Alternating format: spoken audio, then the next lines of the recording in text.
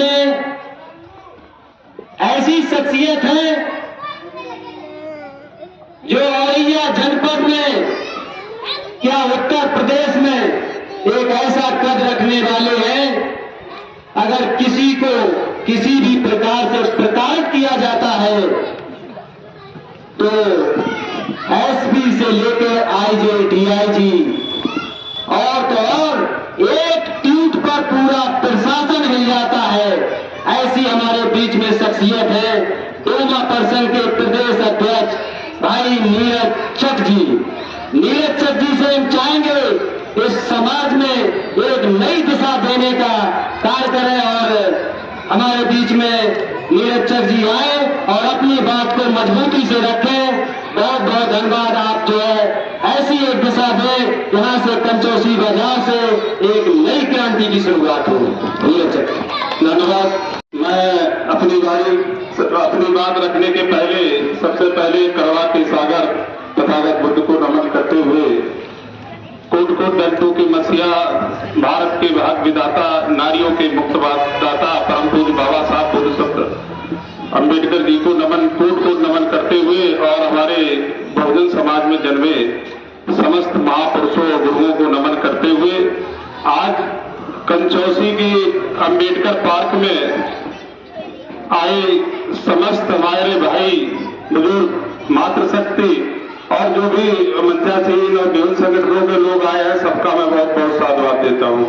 और खासतौर पर मैं दिनेश कुशवाहा जी और जूली भारती जी, जूली जी ये 24 घंटे मिशन के प्रति समर्पित रहते हैं। इन्होंने हमसे कहा कि सर जो है कंचौसी में एक कार्यक्रम 26 जनवरी को रखना चाहते हैं, तो मैंने थोड़ा रुककर इनको उत्तर दिया।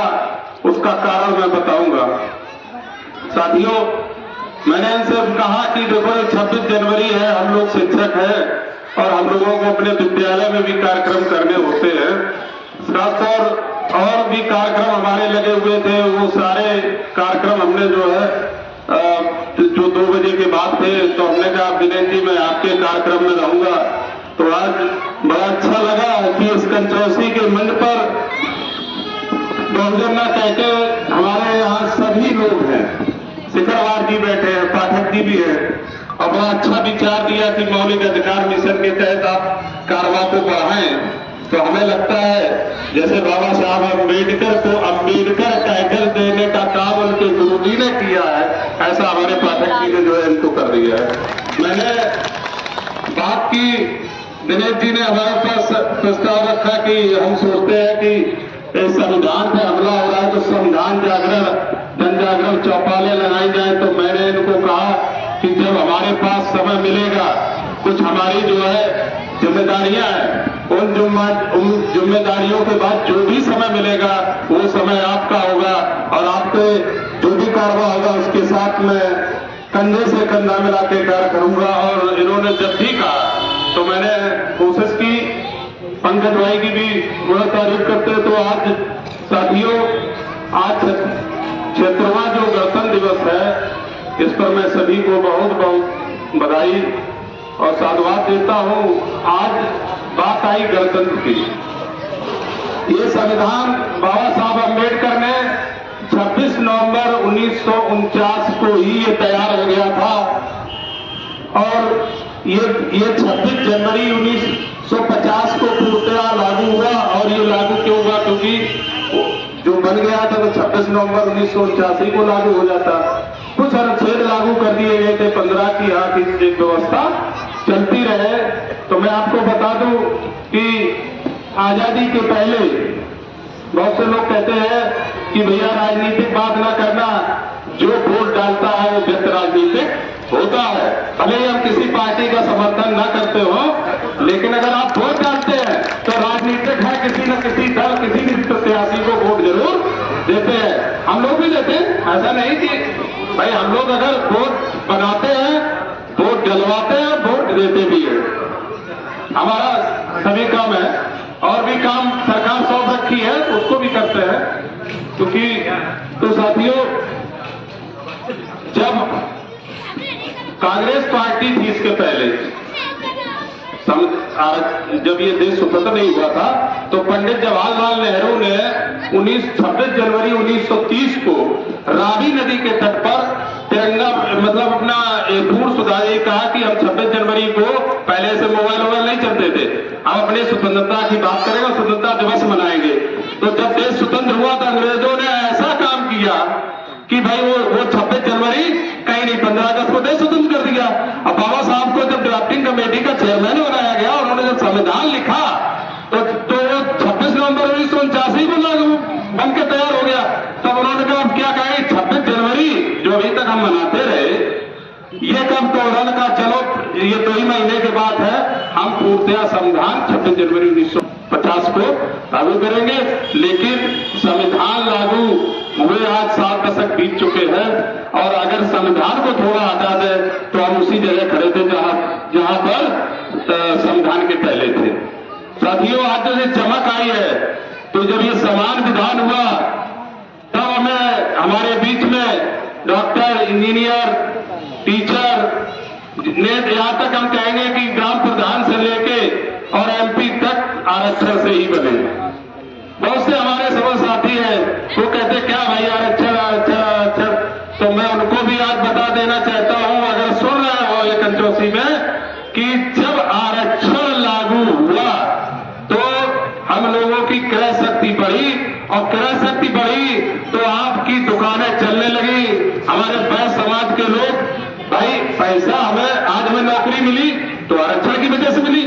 भाई हमारे पास नौकरी है, मैं बाबा परदादा नौकरी नहीं करते थे, तो नौकरी मिली तो वो आरक्षण की वजह मिली। आरक्षण का विधान किसमें है? संविधान में है। और संविधान किसने बनाया? बाबा साहब अम्बेडकर ने। तो आज हमें जो स्वर्ग की अनुभूति हो रही है तो हमें तो अभी हो रही है। कुछ लोग कहते हैं कि भाई अभी आरक्षण बाबा साहब अम्बेडकर अम्बेडकर अम्बेडकर फैशन बन गया है, और अगर भगवान का नाम लेते तो 7 पुस्तकें सुधर जाती। तो मैं उनका मेरा एक जवाब है कि हमें तो स्वर्ग की अनुभूति अभी हो रही है जब बाबा साहब ने हमें संविधान दिया, और संविधान से हमें समान विधान दिया, और हमें पानी पीने से लेके ऊंचे चबूतरे बनाने से लेके ऊंचे महल बनाने से लेके आज जो मेरे पास कार है वो भी बाबा साहब का उपकार है, कोई हमारी कमाई की नहीं है। जो मेरे पास पेन है वो बाबा साहब की देन है। ये बाबा साहब ने नहीं तो इस व्यवस्था ने हमें आगे आंडी और पीछे झाड़ू बांध दी थी, हमें पेन देने का काम बाबा साहब अम्बेडकर ने किया।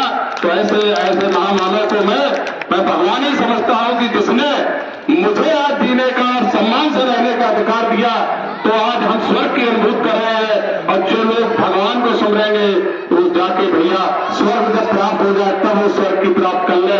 हमें तो जिंदा पर स्वर्ग प्राप्त हुआ हमारे भगवान बाबा साहब अम्बेडकर ने दिया, कोई दूसरा हमें देने नहीं आया है। साथियों, बात आई मनवाद की।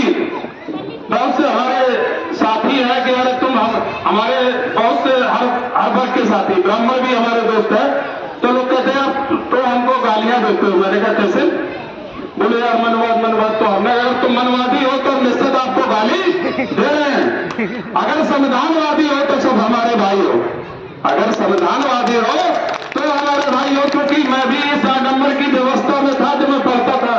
मैं क्राइसिस कॉलेज कानपुर का स्टूडेंट रहा, पता कर लेना उस कॉलेज को, जब मैं एमएससी करता था तो वहां पर परमठ में रहता था। आनंदेश्वर बाबा भगवान शंकर का बहुत बड़ा मंदिर है, मैं डेली सुबह शाम वहां पूजा करता था। लेकिन जब मैं एक बार ट्रेन से उतरा, एक महान शख्सियत से, एनटीपीसी में इंजीनियर थे, उनसे मेरी एक मुलाकात हुई। जैसे कि अभी दिनेश कुशवाहा जी ने कहा कि शिवनारायण जी ने हमें ये गुलामगिरी और सच्ची रामायण, और पंकज भाई ने जो है संविधान दिया, ऐसे उन्होंने कहा कि देखो कहाँ रहते हो, ट्रेन में चर्चा हुई। मैंने बताया कि ये कपूर के पास चपोली गांव है, वही हम रहने वाले हैं। तो बोले यार लगते तो ठीक ठाक घर के हो, तो ये बताओ एक अलावा तुम बड़ा जबरदस्त बता रहे हो, क्या किस जात के? ब्राह्मण हम लोग। हमने नहीं ब्राह्मण नहीं है। तो क्या कहे? उन्होंने कहा कि ठाकुर। हमने ठाकुर भी नहीं है। तो उन्होंने कहा कि बनिया होगा ना। हमने कहा हम खटीक है, बकरा काटने वाली जो समझे जो खटीक है वही है हम। तो बोले यार ये कलावा क्यों बांधे, इसका क्या मतलब है? मैंने कहा बांधा अच्छा लग रहा है। तब उन्होंने कहा कि हमारे पास आप में आना और अपना क्वार्टर नंबर बताया। मैं उनके पास गया। जब मैं गया तो उन्होंने हमें एक किताब दी, मनुस्मृति।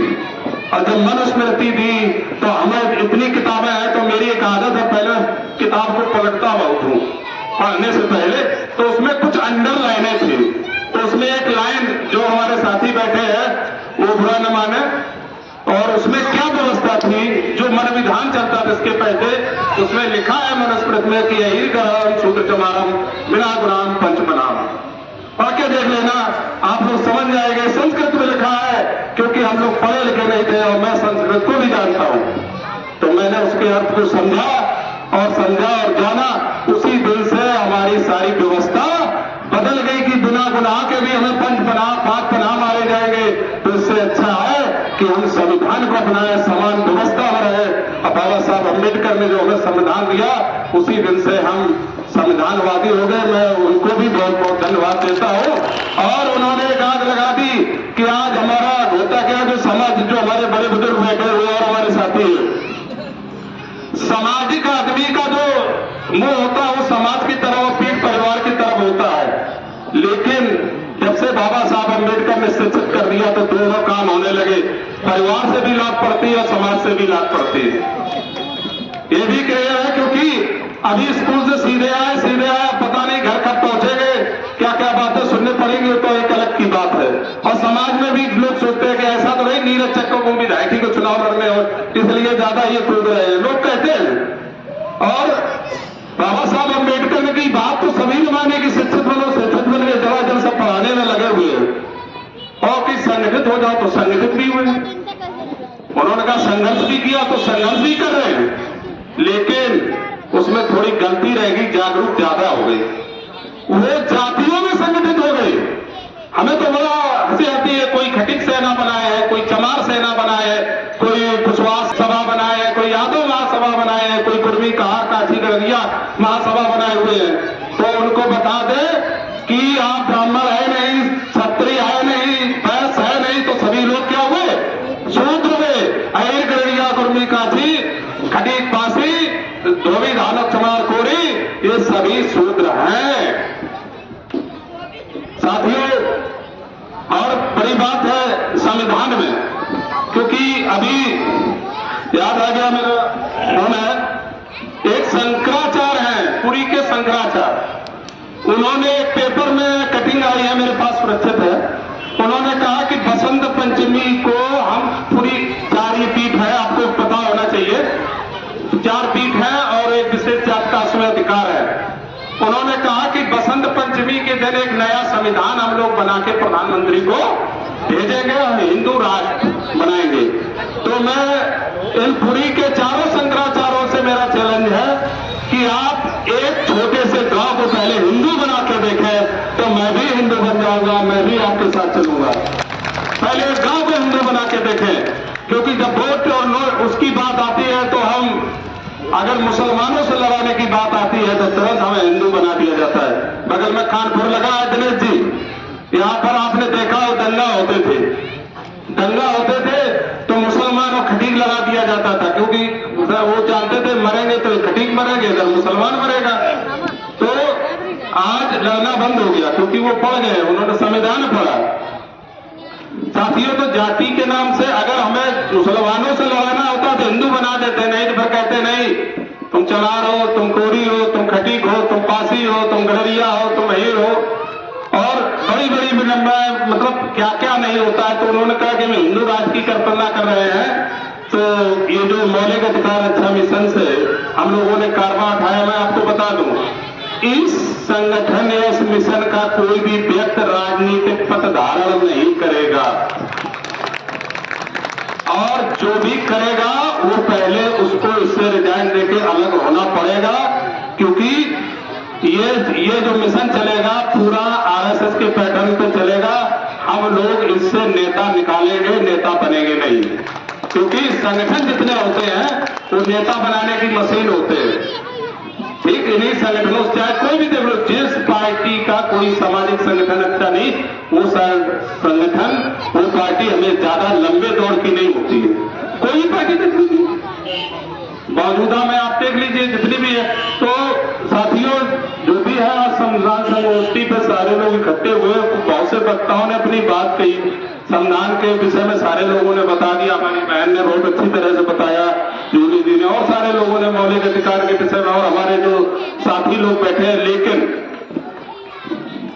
ये बताने से, जयंती मनाने से और घर में जो है बैठने से लोग कहते हैं अरे यार वहां जाएंगे तो 4 घंटे 2 घंटे बर्बाद हो जाएंगे।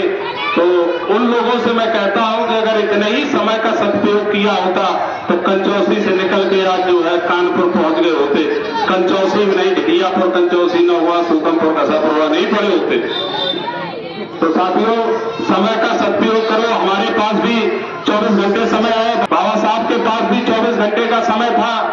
तो और उस 24 घंटे के समय में लेकिन समय का सबने अपने अपने तरह से उपयोग किया। आज हमारे पास मोबाइल है, मोबाइल का कुछ लोग अलग अलग तरीके से यूज करते हैं। ये मोबाइल जब संचार क्रांति आई, तो संचार क्रांति का जनक कौन है? एक बार मैं बता दूं, बहुत से हमारे सीनियर साथी बैठे हैं जो हमसे जुड़े हुए हैं। एक हमारे यहाँ के डीएम साहब आए और उस समय 26 जनवरी का कार्यक्रम था।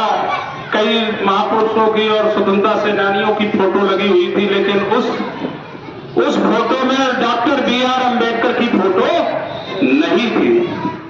मैंने उनको टैग करके लिखा कि जिसकी वजह से आज आप डीएम और जिलाधिकारी की कुर्सी पे बैठे हो, और जिसकी वजह आज गणतंत्र का महानायक कौन? मैंने एक क्वेश्चन किया कि गणतंत्र का महानायक कौन? ट्विटर हैंडल पर वैक्स हो गया है। तो रिवर्ट में स्पेशल मैसेंजर पर मैसेज भेजा गया कि हमसे ये गलती हो गई, और उन्होंने सुधार करके लिखा, बाबा साहब की फोटो लगा के लिखा, क्योंकि बिना दूल्हा के बारात कैसी होती है, वैसे बिना बाबा साहब के ये गणतंत्र कैसा हम कल्पना नहीं कर सकते।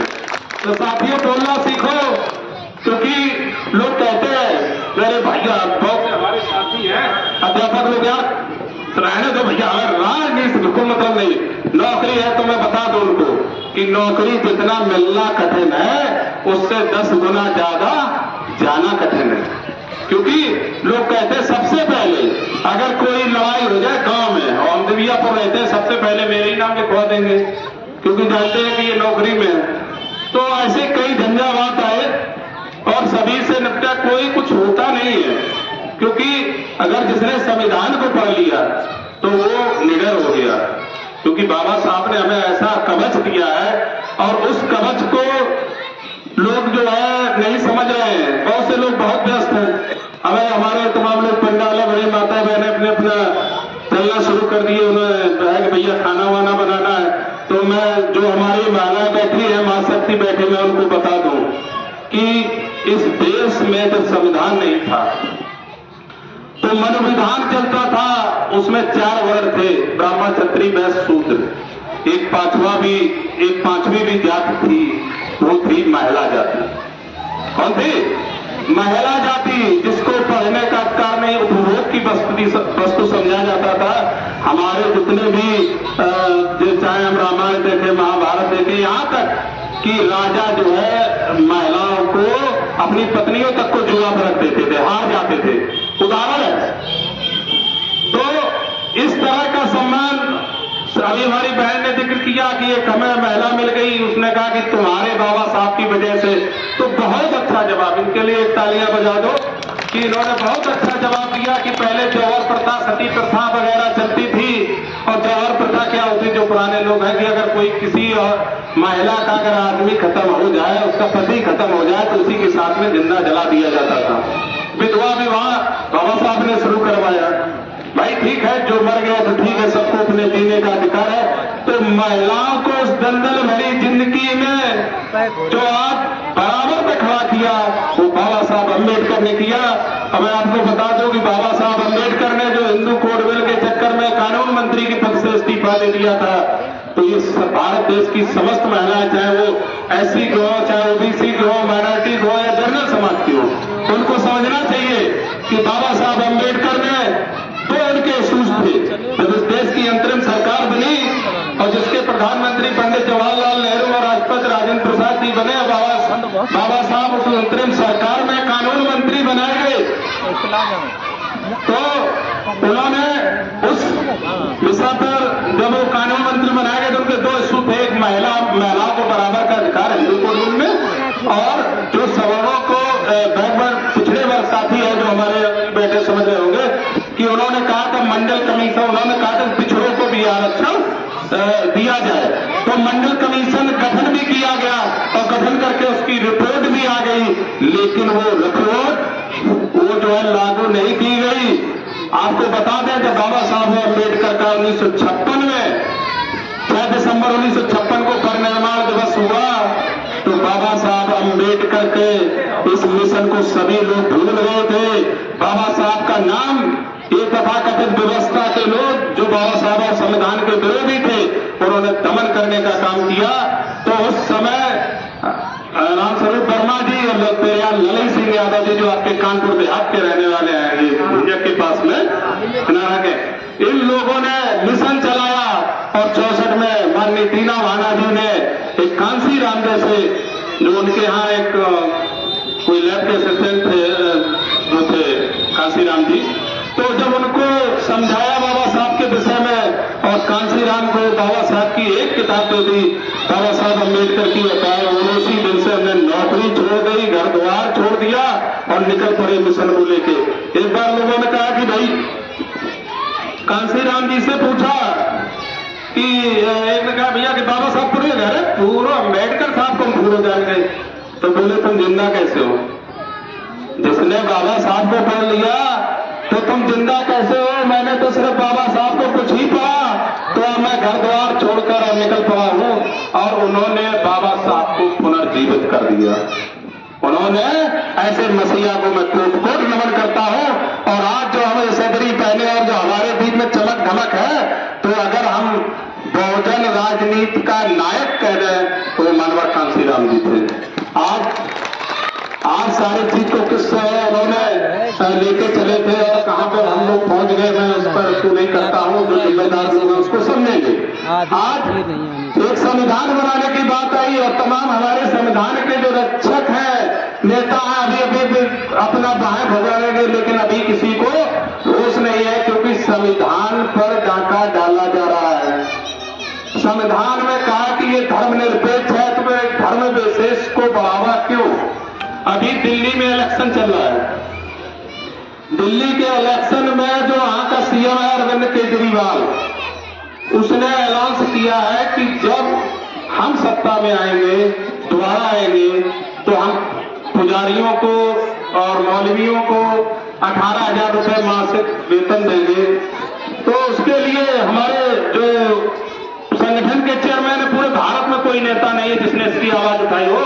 संगठन के चेयरमैन डॉक्टर उदित राज ने कहा कि जब इस देश में सभी धर्मों की समान व्यवस्था है, इस देश में सभी धर्मों को समान मानने वाले लोग हैं, तो रविदास मंदिर के पुजारियों को वेतन क्यों नहीं? भगवान वाल्मीकि के मंदिर के पुजारियों को वेतन क्यों नहीं मिलना चाहिए? और जो हमारे गुरुद्वारा है, बौद्ध विहार है, जो बौद्ध भिक्षुओं को वेतन क्यों नहीं मिलना चाहिए?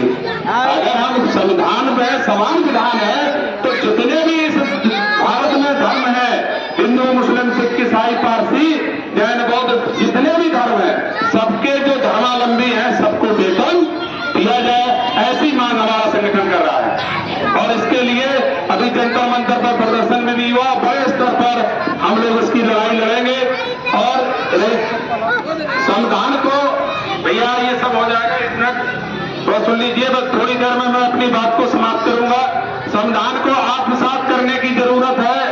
संविधान रखने से या किताब संविधान की रखने से कोई मतलब नहीं। संविधान सीखो। मैं मनवाद पे बात करता था, अभी मैं उस टॉपिक को भूल गया था। मनवाद अकेला, मनवादी अकेला ब्राह्मण नहीं होता है।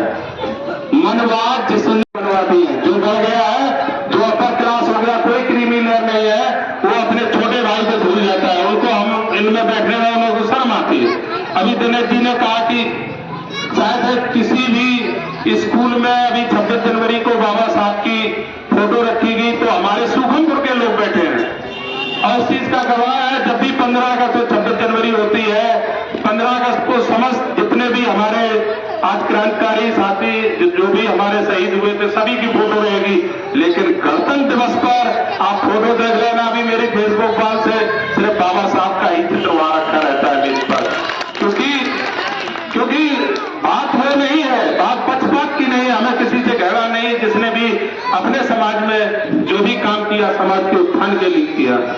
एक दिन एक हमारे साथी थे कैटवार की, आपके जीआईसी में टीचर है। मैं हमारे संगठन की हर बार एक लखनऊ में एक दिल्ली में रैली होती है सामाजिक इशू को लेकर, बड़ी रैली होती है। रामलीला ग्राउंड पूरा भर दिया जाता है। रामलीला ग्राउंड की कैपेसिटी आप लोग समझते हैं। तो उस मंच पे जब लोग बैठते हैं तो अनुभूत करते हैं कि पूरा भारत दिख रहा है। तो उन्होंने कहा कि आप तो जो है कि ऐसी की बात करते रहते हैं और कोई नहीं। तो एक बार क्या हुआ, दुर्भाग्य से एक घटना घटित हो गई पंकज जी, दिव्यापुर में। एक टीचर को पुलिस वाले दरोगा ने उसको मुर्गा बना दिया। मुर्गा बनाने के बाद में उस टीचर को आत्मग्लानि हुई, दारू वारू पीता था, उसने सुसाइड कर लिया।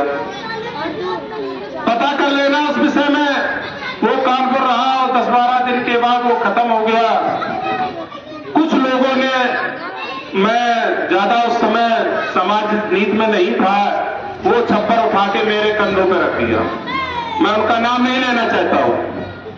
मेरे कंधों पर रख दिया, बोले कि नहीं। तो मैं उनकी डेड बॉडी को लेकर साहिल तिराहे पे बैठ गया और जब बैठे तो हमारे साथ काफी लोग बैठ गए। लोग डर रहे थे तो हमने कहा बैठ जाइए, मैं यही पला बड़ा हूं, यही पढ़ा हूं, यही बड़ा हुआ हूं, यही अगल बगल में जन्मभूमि और कर्मभूमि दोनों है। हुआ क्या कि उस समय मुकदमे भी लिखे गए 7 क्रिमिनल एक्ट के तहत राष्ट्रीय राजमार्ग अवरुद्ध करना। लेकिन जब यहाँ का सीओ आया और औरैया का, तो हमने देखा कि हमारे पीछे कितनी भीड़ थी। और जब वो अपना पूरे दलबल के साथ आया तो 5 ही लोग बैठे नजर आए और जो टीचर बना तो उसके परिजन थे। कंपनसेशन में एक बार नौकरी मिलती है, पता कर लेना अपने ब्लॉक में दूसरी बार नौकरी कर रहा है बंदा। मैंने उसी दिन डीएम और पीए से सबको बुलवा लिया 12 बजे रात के। और लोगों ने कहा कि सवेरे जब पेपर पढ़ा कि नीरज चक समेत 6 शिक्षकों पर और तमाम समाज सेवियों पर मुकदमा दर्ज, तो लोगों ने कहा हम कोचिंग चलाते थे, कोचिंग क्यों पढ़ा रहे हैं? तो मुकदमा पुलिस ढूंढेगी तो कोई बात नहीं। हमने कहा किसी को न्याय दिलाने के लिए हम जेल जाने को भी तैयार हैं। उस दिन जब एसपी से गए तब उससे हमने कहा कि श्रीमान जी किस कॉन्स्टिट्यूशन को आप पढ़ के आए हो? कक्कड़ जी थे, सारे संगठन इकट्ठे हुए 100-200 लोग मुख्यालय पर।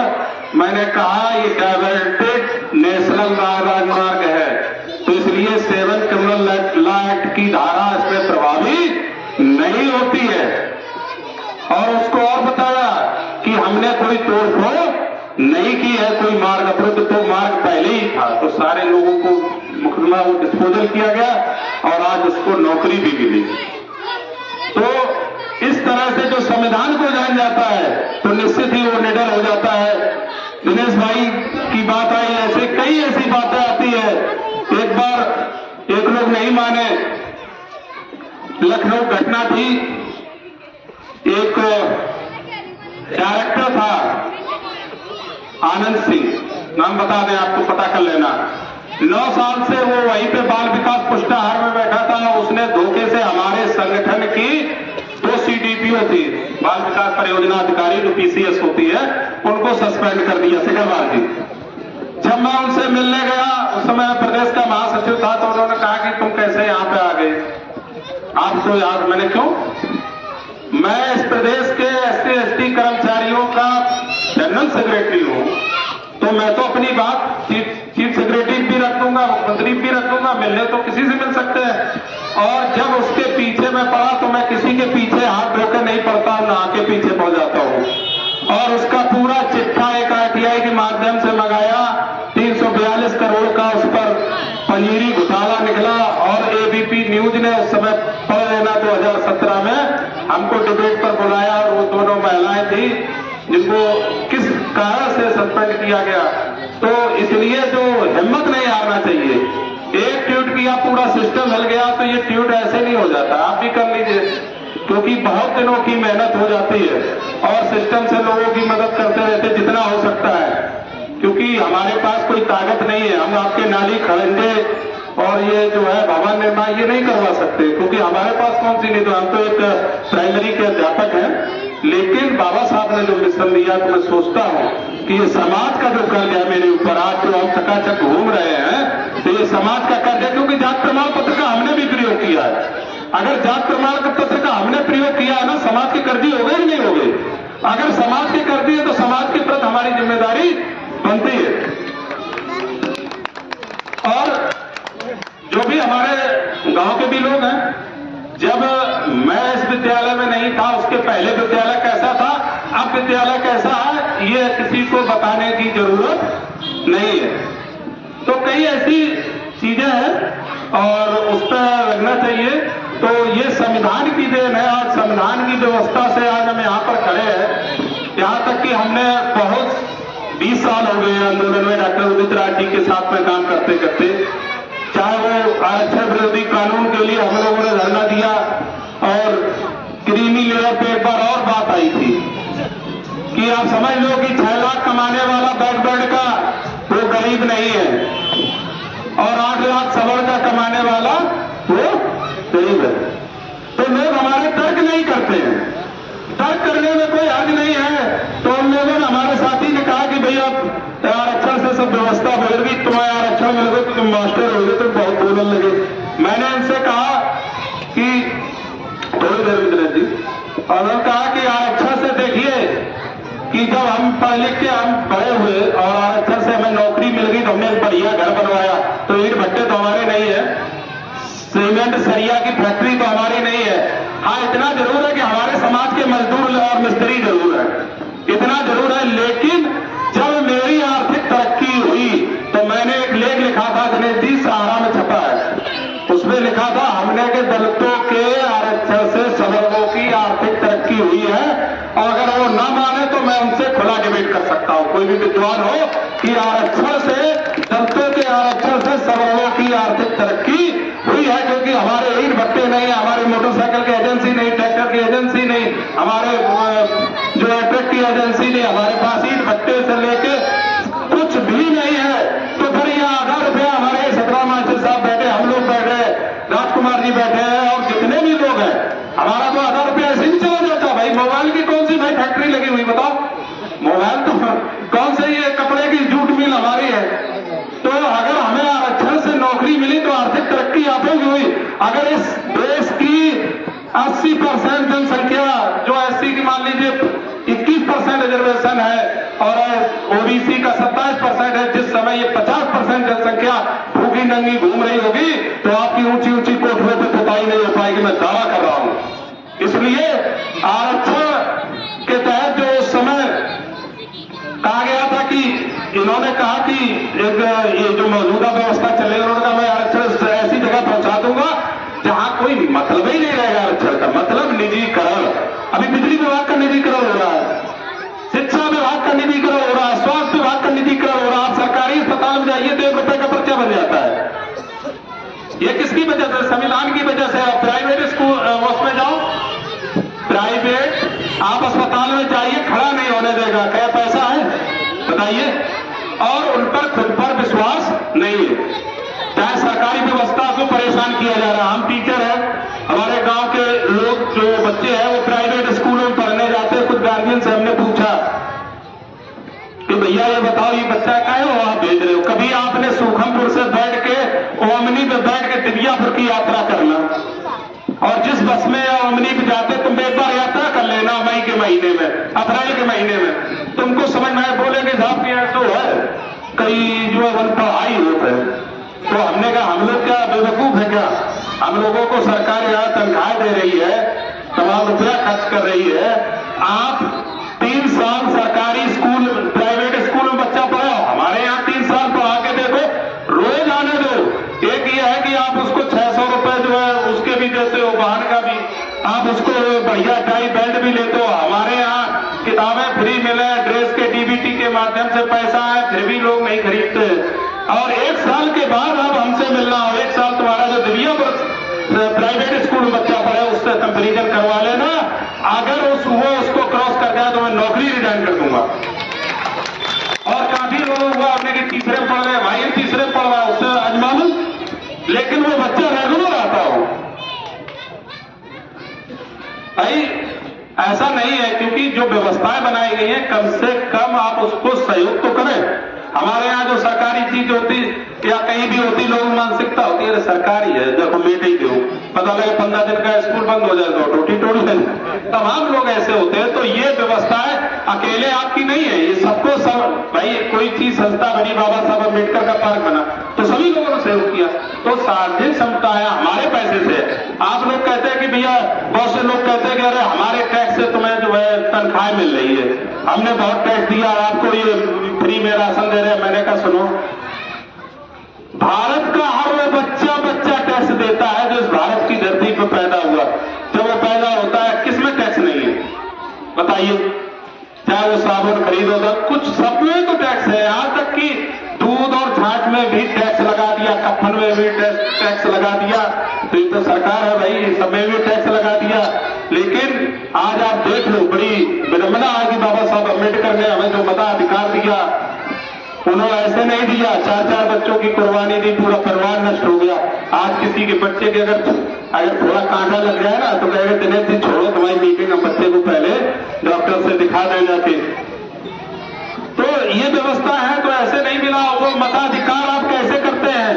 आप जो है अभी आप एक मुर्गा खरीदने जाए 1,000 का मिलेगा, बकरा खरीदने जाए तो 8-10 हजार का मिलेगा, लेकिन वोट आप 500 में दे देते हैं। और जब तो वो प्रधानी है राजनीतिक चुनाव चला तब देखो उन्हें खुल्ला दारू खुल्ला वोट, मुर्गा दारू वोट सपोर्ट। तो जिस दिन आप अभी लोग कहते हैं कि फलाना वो नेता आया, समझ रहे हैं कि नहीं हम इससे ऊपर है, तो वो ना लिखे, नहीं तो आप कसम लेके शपथ लेके जाइए कि अपने घर में लिख दीजिए। जैसे और साहब कांसीराम जी ने कहा था कि लिख दो हम इस देश के शासक हैं, बाबू सब शासक बनेंगे। तो ऐसे लिख दो कि हम इस हमारे भगवान हमारे भगवान भारत के भाग विधाता कौन? भारत के भाग विधाता कौन? नारियों के मुक्त दाता कौन? साथियों, अभी बहुत ज्यादा समय ले लिया। बहुत से लोग कहेंगे कि सबको तो रोकते रहते अपना बहुत बात कर रहे हो। अगर क्योंकि मन ही ऐसा कर गया और आप लोग सब आ गए, कुर्सी फिर भर गई तो बड़ा मन हो गया कि हाँ चलो लोग सोना है। तो आज सब लोग शपथ लेके जाए, जो भी पढ़े लिखे साथी है, चाहे वो अभी जो नहीं भी पढ़े हैं, लेकिन बच्चों को जरूर पढ़ाए। एक जोड़ी कपड़ा कम पहन ले, जरूरी नहीं रेड चीज को जूता और बढ़िया चश्मा लगाए हो। या जो देखो चप्पल और जूता जूता ही होता है, चाहे 500 का पहने हो चाहे 5,000 का पहने हो, रहेगा पैर के नीचे। तो बच्चों को पेन थमा दो और उनको सर की टोपी बनाओ कि वो सर पे रखे जाए। तो इस तरह की व्यवस्था बनाओ और भेदभाव ना करो। लड़कियां हैं उनको भी पढ़ाओ। वो बात अलग है, मौजूदा व्यवस्था बेटी बचाओ बेटी पढ़ाओ पे लगी है, कहाँ क्या हो रहा हम लोग सब समझ रहे हैं। लेकिन आप लोग अपने जो गार्जियन है वो समझे कि बेटियों को भी पढ़ाएं, वो भी हमारे समाज में समान भाई। क्योंकि इस देश में आपने कहा, महात्मा गांधी जी ने भी कहा था कि if you educated boy you educated individual. अगर आप एक लड़के को शिक्षित करते हैं तो सिर्फ एक व्यक्ति को शिक्षित कर रहे हैं। If you educated girl you educate the whole family. अगर आप एक लड़की को शिक्षित करते हैं तो आप पूरे परिवार को शिक्षित कर देते हैं। तो इसलिए जो हमारी बहनें बैठी है तो समान व्यवस्था लागू, क्योंकि भेदभाव हमें घर ही से शुरू होता है कि हमें एक गिलास दूध पिला दिया जाता है, बहन से कहते तुम सवेरे पी गए ना। तो ये व्यवस्था नहीं होनी चाहिए कांतिमान जी। तो सबको समान पढ़ाए और समाज में सभी समान भागीदार बने। तो साथियों, बहुत व्यस्तम समय था और आप लोगों से एक और अनुरोध। लास्ट में मैं अपनी बात समाप्त करने से पहले मैं एक पंच के माध्यम से आपसे बात करूंगा। लोग कहेंगे क्या करेंगे, तुमको तो तनख्वाह मिल जाती है तो घूमते रहते हो, हम पे मजदूरी करते हैं। तो उन मजदूर भाइयों को मिस्त्री भाइयों को भी बता देना चाहता हूं कि एक श्रम कानून बन गया है। श्रम कानून इस देश की पार्लियामेंट ने बना के रख लिया है। वो श्रम कानून राजनीतिक वजह से दबा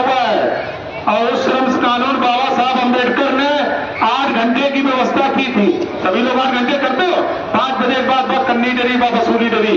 इस सरकार ने 12 घंटे की व्यवस्था लागू कर दी है और दोबारा जब ये थोड़ा बहुत हिलजुल गए है तो व्यवस्था थोड़ा डर है, नहीं तो जिस दिन 12 घंटे की हो जाएगी तो आप जब 7 बजे जाए तो शाम को 7 बजे लौटेंगे, मजदूरी में कोई फर्क नहीं होगा।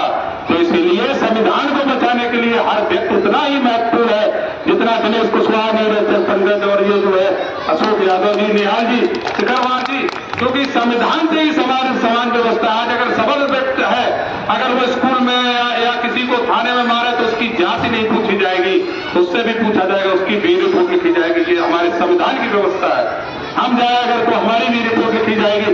अस्पताल में किसी की जांच नहीं पूछी जाती, सरकारी अस्पताल में जाए पैसा ना हो तब भी भर्ती हो जाते हैं। तो इसलिए सरकारी संस्थाओं को बचाओ, क्योंकि जब तक अगर अभी आप कहा था हमारे वक्ता जी ने, गायत्री जी क्या नाम है मैं भूल रहा हूं, उन्होंने कहा कि बहुत अच्छी बात कही कि नौकरियां नहीं मिलेंगी, तो ये शुरुआत हो गई। हमें तो लगता है जो आगे आने वाली पीढ़ियां होंगी वो कहेंगे मैं बाबा थे तो वो सरकारी सर्विस करते थे, क्योंकि हर चीज का प्राइवेटाइजेशन, अरे भाई संसद का भी प्राइवेटाइजेशन कर दो, क्यों नहीं किया जाता है? प्राइवेटाइजेशन ये समस्या का समाधान नहीं है, क्योंकि इस देश में जो समान विधान है, अभी एक कमेटी बनी और कमेटी का चेयरमैन पूर्व राष्ट्रपति को बनाया गया और उसमें एक सिफारिश आई कि एक देश एक चुनाव होना चाहिए। तो मैं भी सरकार से मांग सकता हूं कि एक देश में दोहरी व्यवस्था कैसे, जो भी व्यक्ति एक बार अगर चुन के जाता है, चाहे जनप्रतिनिधि हो, वो एक पेंशन का हकदार होता है और हम लोग सरकार की 20-25 साल सेवा करते हैं तो उसके लिए आर्थिक व्यवस्था डगमगा जाती है, 5 पेंशन ले रहे हैं। तो ये दोहरी नीति तो नहीं चलने वाली है, क्योंकि जो भी मैं तो ये कहता हूं कि और जो भी सामाजिक संगठन एक उठाया जाए कि इन विधायकों सांसदों का वेतन बंद कर दिया जाए। भाई समाज सेवक है, सेवक को वेतन की कोई जरूरत नहीं है। आना फ्री, जाना फ्री, पानी फ्री, खाना फ्री, हवाई यात्रा फ्री, रेल यात्रा फ्री। जब सारी चीजें फ्री है, गाड़ी का भी पैसा मिलता है, तो वेतन किस बात का? और भ्रष्टाचार तो अब ऊपर तक डूबे हुए, 30%, 40% चल ही रहा है। तो देख लीजिए, बड़ी विडंबना है कि जो दाता है वो डजल की ठोकरें खा रहा है और जो मांगने वाला है वो चकाचक है। तो ये चकाचक व्यवस्था आपने दी है। तो मैं अभी आज कंचौसी में बहुत अच्छा लगा साथियों, मैंने काफी देर मांग गया। मैं अपनी गाड़ी को समाप्त करने से पहले उन भाइयों को